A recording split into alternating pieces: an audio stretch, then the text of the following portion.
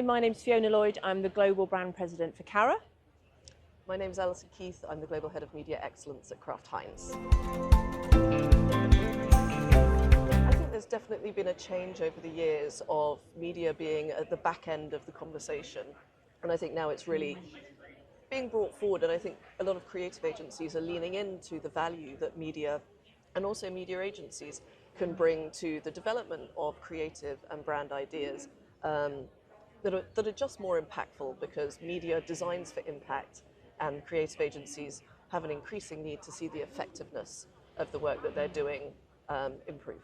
So for me, as the leader of Carat, what I really love about innovating to impact is the permission to go back to the pioneering roots of Carat, because some of what Ali was just saying there about media being in the back rooms, Carat was the very first media agency.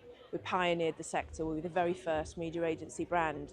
And actually that pioneering spirit that's always been such a special part of our culture and our DNA, I think when you work as part of a holding company, the rallying cry is innovate to impact, guys, every day. I think you'll very much see the best of Carat in that world. So that's really exciting for me. Innovation is key to what we do, and I think having a partner who really understands that and understands the impact that food has in the world, it's something that everybody consumes. It's definitely not a niche product, and having partners that understand how, whilst we have iconic brands, we still want to be truly innovative, and how our cultures align, I think is builds for an incredible partnership. I think my personal favorite so far was the session yesterday about accessibility in advertising. I think it's a new frontier. I think last year's theme of Cannes, if there was one, was about sustainability in both advertising and in media. And I think it was a rallying cry this year. I'm not saying everything is this year about accessibility, but I think that's going to be a conversation that grows over time and becomes just another thing that we instinctively do instead of becoming an outlier. Yeah, I think for me, obviously, I'm going to talk about the sustainability conversation as well, because last year it felt like there was a lot of cheerleading that was going on. There was a lot of excitement around the opportunity and the role that the industry can play in terms of us driving a better world.